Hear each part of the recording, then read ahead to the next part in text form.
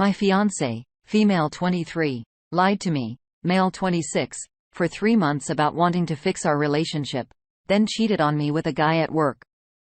This is a long read, but please take the time to read it. I want to share my story with everyone. We got engaged on August 22 this year. She said yes, emphatically. We were living in an apartment together and moved into a house together to rent. Things were going great in our relationship, I thought. Then about a week after we moved in, she was distant, dismissive. The night I noticed, I brought her up to her, and she was on her phone most of the time that I was talking to her. Throughout this whole story I'm telling, remember that she never stopped being dismissive. Fast forward a couple of weeks. We were going to go out for her birthday. It wasn't her birthday yet, just celebrating early. At the time, I wasn't happy at all because we were having problems. Work was difficult, and we had a cat that had to be put down.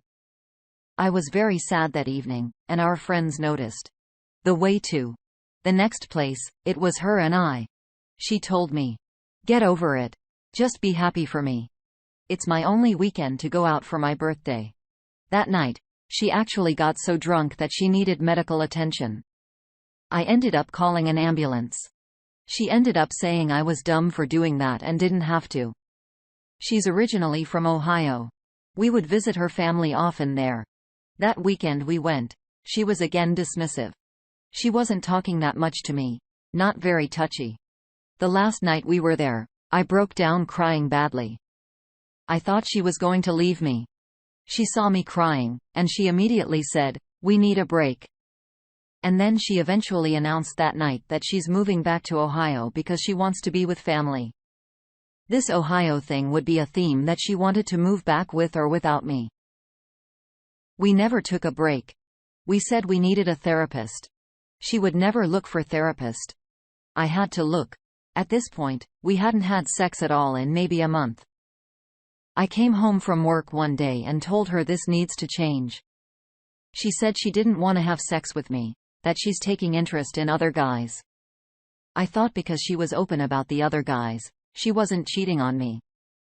She didn't want to tell me which guys, but she finally said a guy she works with. We went on a date once trying to spark things again.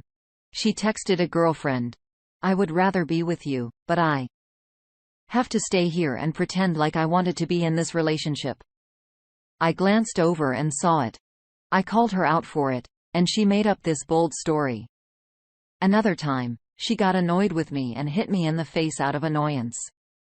Then after, she said she wasn't apologizing for it, and I was an emotional pussy, and that's why she isn't having sex with me.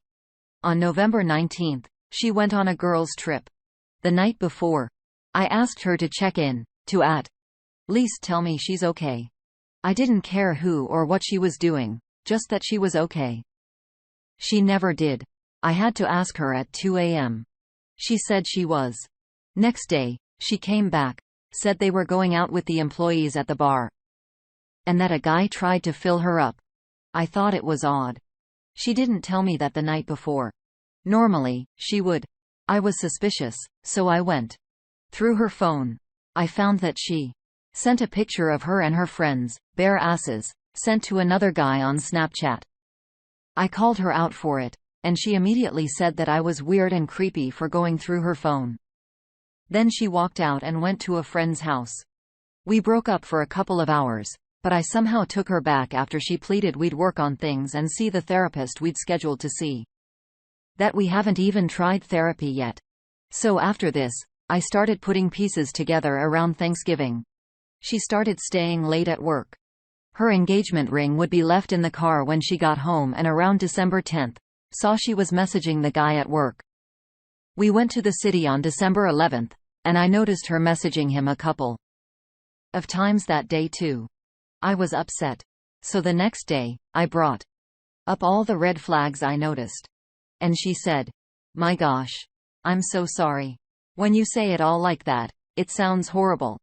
This conversation was her getting defensive at first, then not, then again. She said all they talked about was work. I asked her to see the messages. She said, "Trust me. I know how it feels." If you read them, you'll get mad. Later that night, we had planned to have a gaming night and spent time together. We were playing games and she looked at her phone a couple of times. She then, all of a sudden, didn't want to play games. She was tired. We laid down in bed so I can watch TV, and she's that perpendicular to me. I saw her aggressively scrolling up in her phone, and I knew she was looking for pictures. In my head, she's sending this guy nudes right next to me. Her feet were touching me. Her phone lies next to me to charge. She turned over, and I asked if she wanted to charge her phone. No response. I said 2 more things with no response. Like it was talking to a wall. 1 hour later, I got up. I slept on the couch and dumped her. At 7 the next morning on December 13th. She didn't fight at all. She said, "Okay," and left her work. Later that day, she came back and gave me the ring. She told me she's been pulling around with this guy at work, that she's been lying about it. She told me she didn't think about me when she did too. She even wore the ring while cheating on me. She said everyone at work knew there was something going on with them. I asked how long it was happening. She told me she didn't know. Maybe weeks. She eventually said to me, "I didn't have sex with him. Not yet, at least." During this whole conversation, she couldn't look at me, and she didn't say sorry. Our conversation ended. I went upstairs to call people. I came back down. She had left her fume out and hair in the shower. She went to go have sex with this guy. I also knew the person's house she was going to stay at. She wasn't there. That was it. That was the last in-person conversation we've had. Throughout these 3 months, we would have problems she would cause. I would want out. She would fight back and said we can fix it. Anytime I was upset or sad, she would get annoyed. She did because she said she felt bad for leaving like this, and it's affecting me. Along with this, she was dismissive. She didn't ask about me. Her friends didn't really talk to me anymore. She made it sound like I was the problem. She wouldn't kiss me. Barely cuddle me. She would stay up late on her phone and not talk to me. Looking back, this was the worst 3 months of my life. I hated it, and I was extremely depressed. She knew that. She knew I was fighting for her. She didn't care. She didn't love me. Deep down, I know she first cheated on me in September. I also believe she had sex with him multiple times already. Now that this is over, I can be happy. I'll have a scar forever for what this woman did to me. I can heal and be who I was again. As of this post today, I'm angry, sad, and confused. But I already feel better. She's no longer hurting me. I'll never allow myself a woman to use my love against me and lie to me about everything. I'm happier without her. Update. She's officially moved out of my house.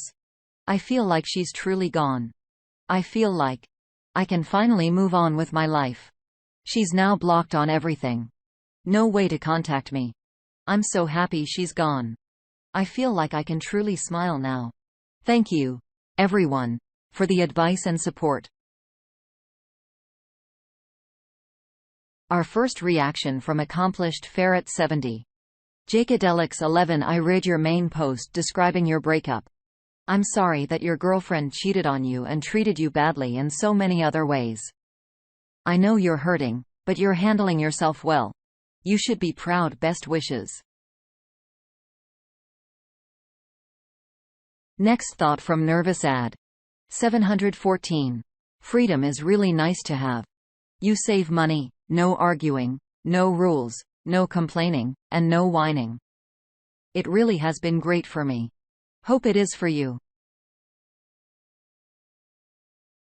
Last thought before moving on from WGRC 1971. You dodged a bullet. You asked her earlier why she feels the way she does. Now it officially doesn't matter. Welcome to the first day of the rest of your life. On to the next story. What goes through a cheater's head? I just don't understand how it could possibly work. How could a person step out on their significant other emotionally and still say they love you? How could the person that you belong to then keep that secret foreseeable fewer? How could the person that you belong to then keep that secret foreseeably forever without losing it? What if they do really love me and they just have problems? How do I prove it if they cheat on me multiple times? How do I actually believe the tears? Ask a question and get a response. First, from Yano Ra. I would say there can be a vast number of different reasons. I've seen that the cheaters still want to keep the significant other for stability, whether that's emotionally or financially. I've seen cheaters stay until they find in their eyes a better partner, like not quitting your job until you have another one lined up.